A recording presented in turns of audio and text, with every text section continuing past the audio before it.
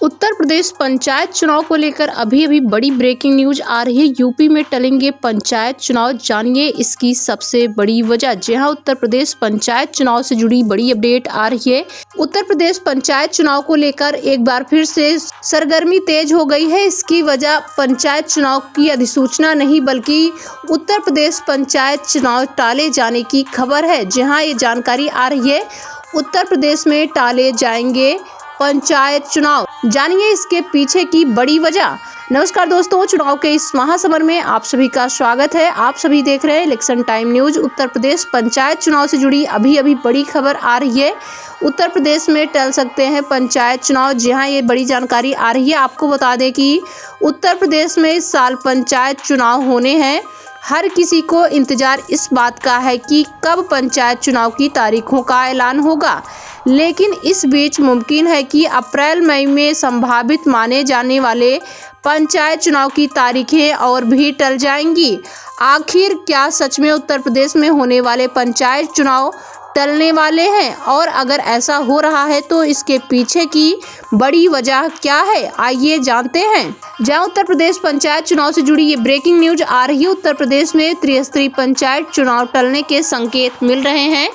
इसका मुख्य कारण अभी तक समर्पित पिछड़ा वर्ग आयोग का गठन न होना दिखाई दे रहा है, जिसके चलते पंचायतों में आरक्षण की प्रक्रिया भी तय नहीं हो पा रही है।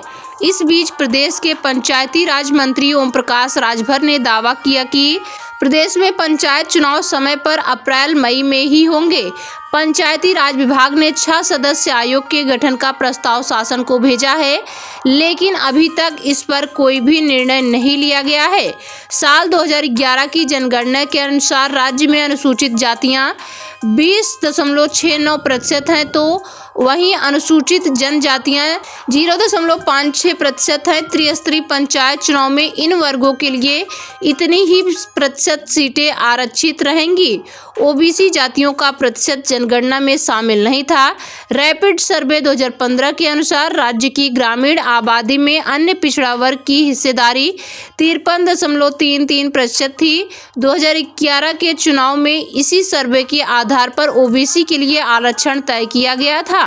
हालांकि किसी भी ब्लॉक में ओबीसी की जनसंख्या 27% से अधिक होने पर भी ग्राम प्रधान के पद 27% से अधिक आरक्षित नहीं हो सकते। यदि यह प्रतिशत 27 से कम हो तो उसी अनुपात के पद आरक्षित होंगे। प्रदेश स्तर पर त्रिस्तरीय पंचायत चुनाव में ओबीसी के लिए आरक्षण का प्रतिशत 27% रखना अनिवार्य है।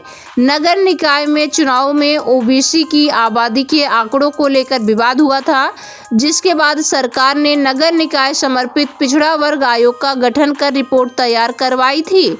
पंचायत चुनाव में भी इसी तरह की प्रक्रिया अपनाई जाएगी।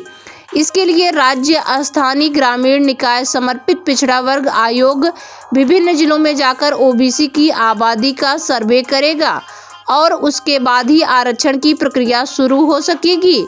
इन सारे तथ्यों के बीच उत्तर प्रदेश के पंचायती राज मंत्री ओम प्रकाश राजभर दावा करते हैं कि प्रदेश में पंचायत चुनाव समय पर ही होंगे। आयोग अभी तक नहीं बना है। इस सवाल पर ओम प्रकाश राजभर कहते हैं कि इस बारे में वह शीघ्र ही माननीय मुख्यमंत्री योगी आदित्यनाथ से मिलेंगे। उन्होंने कहा कि आयोग गठित होने के 2 महीने के भीतर उसकी रिपोर्ट आ जाएगी, लेकिन बड़ा सवाल यह है कि जब आयोग गठित होगा, जनवरी का महीना चल रहा है, करीब मार्च तक वो रिपोर्ट आएगी और रिपोर्ट लागू होने के बाद आरक्षण की सीमाएं तय होंगी।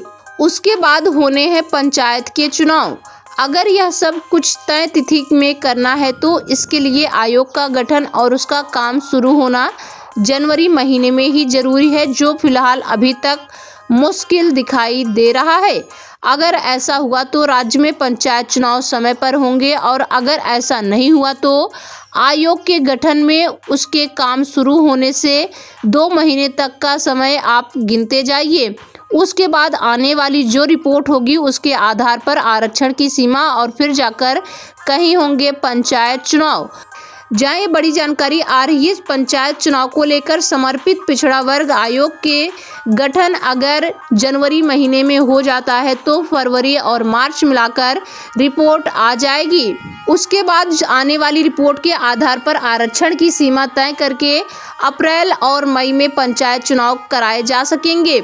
अगर समर्पित पिछड़ा वर्ग आयोग के गठन में देरी होती है तो पंचायत चुनाव भी टाले जाएंगे। जी हाँ, ये बड़ी जानकारी आ रही है उत्तर प्रदेश पंचायत चुनाव को लेकर। अप्रैल से जून तक जा सकते हैं उत्तर प्रदेश पंचायत चुनाव। जी हाँ, उत्तर प्रदेश पंचायत चुनाव से जुड़ी सभी छोटी बड़ी खबरों के लिए देखते रहिए इलेक्शन टाइम न्यूज़। अगर आप चैनल पर नए हैं तो चैनल को सब्सक्राइब करके चैनल के साथ जुड़ जाइए, जिससे आने वाली सभी लेटेस्ट खबरें आपको सबसे पहले मिल सके। मिलते हैं एक ऐसी ही नई खबर के साथ, तब तक के लिए जय हिंद, जय भारत, जय उत्तर प्रदेश।